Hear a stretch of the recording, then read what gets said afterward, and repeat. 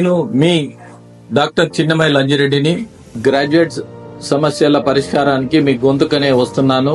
మీ మద్దతు నాకు అందించి నా అభ్యర్థిత్వాన్ని బలపరిచి మొదటి ప్రాధాన్యత ఓటు వేసి గెలిపించాలని ప్రార్థిస్తున్నాను. భారత్ మాతాకి జై.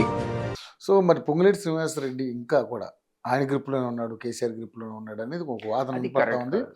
కానీ మరి దాని విషయంలో రేవంత్ రెడ్డి గారు కూడా ఆయన పిలిచి పద్ధతి మార్చుకోకపోతే వార్నింగ్ ఇచ్చినట్టుగా రకరకాల వార్తలు నేను ఇంతకుముందు చెప్పాను. చాలా సందర్భాల్లో 2-3 ఇంటర్వ్యూస్ ఆయన విన్నాను. నేను పర్సనల్గా 2-3 సార్లు కలిశాను. ఏ పార్టీలో తన చేరాలో డిసైడ్ చేసుకున్నప్పుడు కూడా కలిశాను. ఆ పార్టీ ఇప్పటికీ తర్జన కార్యకర్తలు ఇటు పోదామని తను ఇటు పోదాం అనేటువంటి చర్చలు మీడియాలో పుంకాలుగా వచ్చినాయి. బీజేపీ వైపు కాంగ్రెస్ వైపు అని అప్పట్లో చర్చ ముందు. ఆ టైంలో కూడా 2-3 సార్లు కలిశాను. అప్పుడు ఆయన చాలా క్లియర్గా కేసీఆర్ పట్ల అసంతృప్తి, ఆ పార్టీ పట్ల అంటే అక్కడ జరిగినటువంటి అవమానాలు ఇవన్నీ కూడా నాతో కూడా కొంచెం షేర్ చేసుకున్నాడు, మీడియాతో షేర్ చేసుకున్నాడు నాకంటే ఎక్కువ. సో అప్పుడు విన్నదాన్ని బట్టి మనం అబ్జర్వ్ చేసిన దాన్ని బట్టి ఆయన ద్వారా ముఖాముఖి విన్నదాన్ని బట్టి కూడా నాకు అర్థమైంది ఆయన చాలా డిసాటిస్ఫైడ్ ఉన్నాడు ఆ పార్టీ పట్ల కానీ, వాళ్ళ యొక్క ప్రవర్తన పట్ల కానీ, ఆ కుటుంబం యొక్క పరిపాలన, వాళ్ళ ఇన్ఫ్లుయెన్స్ను విసిగిపోయాడు. దాని మీద ఛాలెంజ్గా తీసుకొని ఆయన అప్పుడు ఎలక్షన్స్లో అన్నాడు అన్నమాట. దాన్ని నిలబెట్టుకున్నాడు, వర్చువల్లీ నిలబెట్టుకున్నాడు ఒక్కొక్క సీటు తప్ప.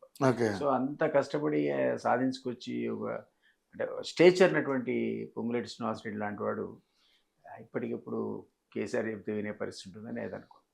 I don't believe. ఓకే, అంటే వస్తున్న వ్యతిరేకత నుంచి మళ్ళీ నెక్స్ట్ బెర్త్ కన్ఫర్మ్ చేసుకోవడం కోసం ఏమైనా ప్రయత్నాలు చేస్తున్నాడా అనేది కూడా ఆయనకేముందండి. ఆ స్టేచర్లో ఉన్నాడు, అంతమందిని గెలిపించుకొచ్చిన వ్యక్తికి అవును వాస్తవం కూడా ప్రముఖమైన స్థానమే ఉంటుంది, అది అనుమానం లేదు. I don't believe.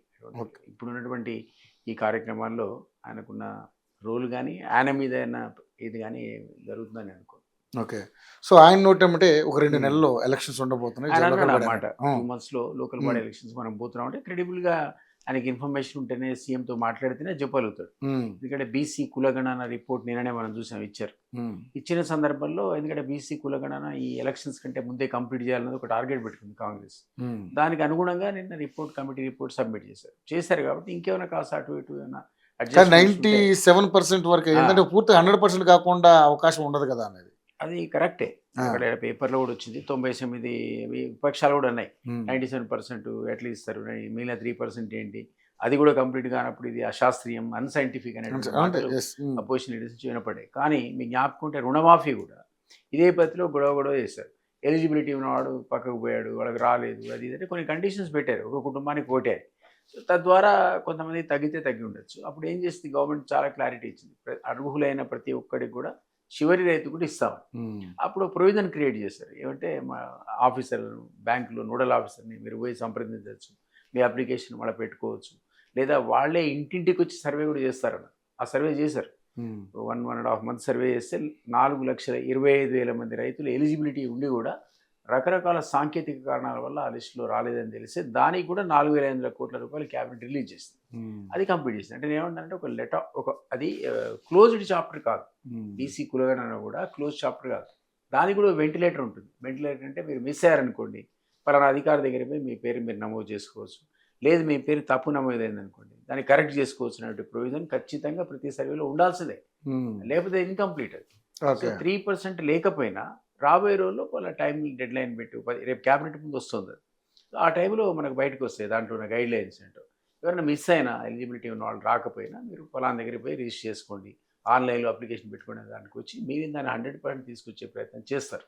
తద్వారా రిజర్వేషన్స్ పెంచేటువంటి వాళ్ళకి బీసీలకు పెంచేటువంటి అవకాశం కూడా ఏర్పడబోతుంది. అది ప్రామిస్ కాంగ్రెస్, అది ఫుల్ఫిల్ చేస్తారు. కాబట్టి 97% ఉంటుంది, మిగిలిన 3 వదిలేశారని కానీ లేదా అన్సైంటిఫిక్ అనేది కరెక్ట్గా ఒప్పులు తప్పులు కూడా అంటే ఒకవేళ ఇది కూడా గ్రామ సభల్లో ఓపెన్ డొమైన్లో పెడతారు కాబట్టి అది ఆ లిస్టులు బట్టి ఎవరైనా బీసీ కానివాడు క్లెయిమ్ చేసుకుంటే కూడా దాన్ని కరెక్ట్ చేసుకునే అవకాశం ఉంటుంది వాళ్ళని సరి చేయడానికి. అసలు ఎవరు దగ్గరికి పోకుండా వాళ్ళు ఒమిట్ అయిన వాళ్ళు కూడా దాన్ని ఎన్రోల్ కావడానికి అవకాశం ఉంటుంది. కాబట్టి నాకు తెలిసి దాన్ని మనం తప్పటానికి వీల్లేదు. రేపు పొద్దున మన గైడ్ లైన్స్ క్యాబినెట్ ముందుకు వచ్చి అప్రూవ్ అయినాక రేపు సభలో చర్చ అవుతుంది.